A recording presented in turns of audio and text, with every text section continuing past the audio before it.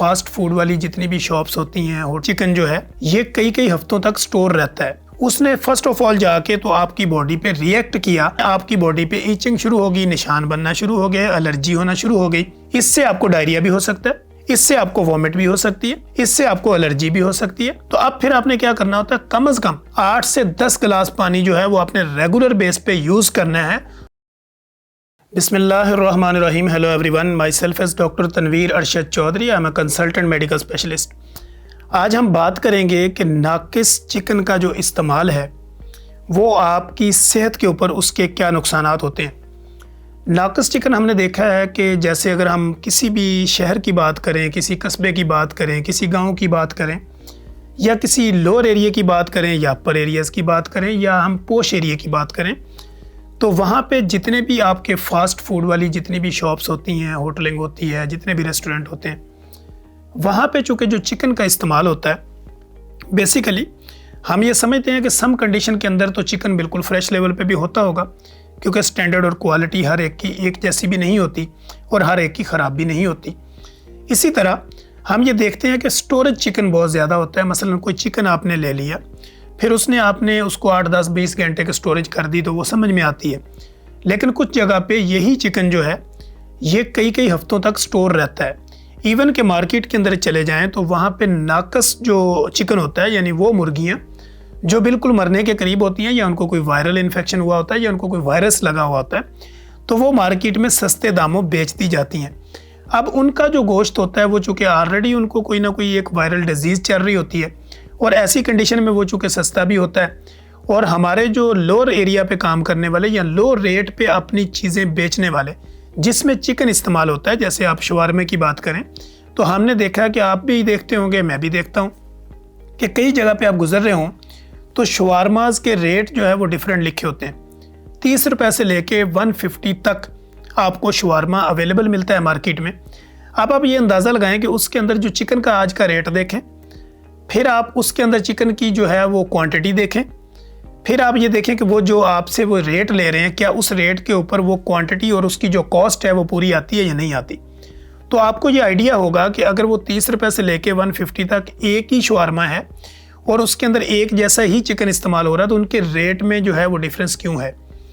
तो नाकिस चिकन जो है वो बेसिकली इन जगह पे यूज़ होता है, और वो नाकिस चिकन आपकी बॉडी के ऊपर जाके उसके साइड इफ़ेक्ट क्या होते हैं या वो आपकी बॉडी को नुकसान क्या देता है, हम इस पर बात करेंगे। बेसिकली हमारा पर्पज़ ये है, चूँकि मैं फील्ड से अटैच हूँ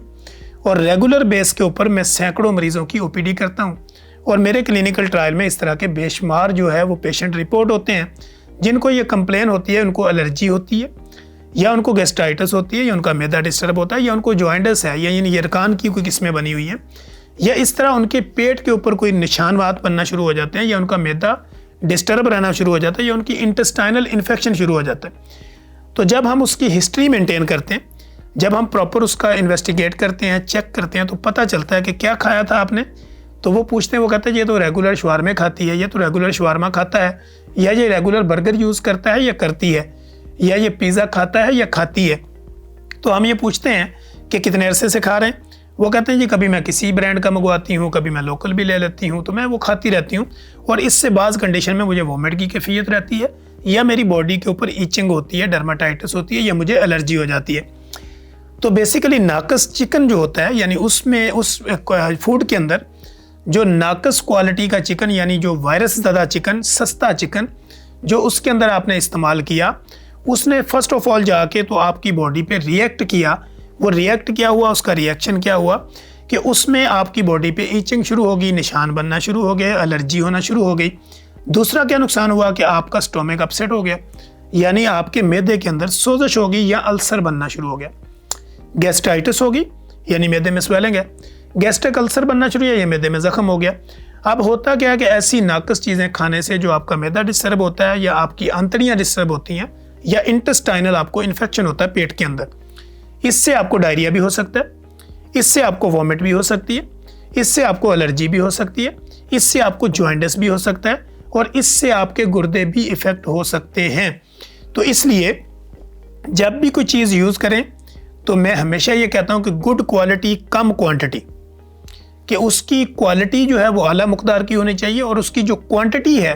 वो कम होनी चाहिए। तो ऐसी जब चीज़ें आप खाएंगे तो आपकी बॉडी भी हेल्दी रहेगी, आपका मैदा भी प्रॉपर काम करेगा और आप जिस वजह से वो चीज़ खा रहे हैं यानी एनर्जी लेने के लिए, ताकत लेने के लिए, तो वो आपको वो भी हासिल होगी। लेकिन जब आप नाकस क्वालिटी का चिकन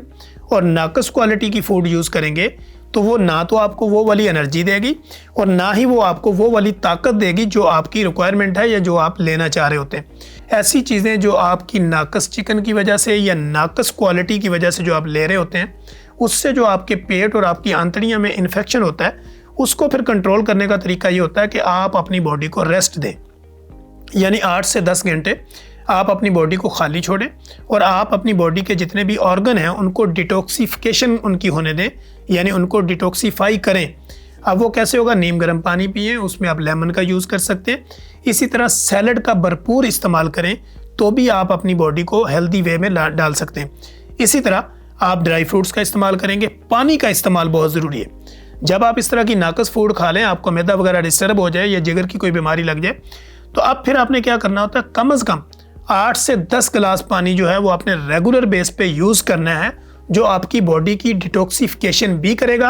आपकी बॉडी को डिहाइड्रेशन से भी बचाएगा, आपका मैदा और जिगर भी ठीक रहेंगे और आपके गुर्दों की फिल्ट्रेशन और गुर्दों की सफाई भी प्रॉपर होगी। जब ये आपकी बॉडी के जो मेजर ऑर्गन हैं, जिसमें स्टोमिक है, लिवर है, गॉल ब्लैडर है, तिली है, पित्ता है, गुर्दे हैं और इंटेस्टाइन है, जब ये इन्फेक्शन का शिकार हो जाए या नाकस फूड की वजह से इनमें कोई प्रॉब्लम हो जाए या इनके अंदर इन्फेक्शन हो जाए, तो ऐसी सूरत में आपने डिटॉक्सिफिकेशन का बेहतरीन ज़रिया ये है कि फास्टिंग करनी है और पानी का इस्तेमाल करके अपनी बॉडी के ऊपर होने वाले नाकस चिकन के नुकसानात से आप अपने आप को महफूज रख सकते हैं।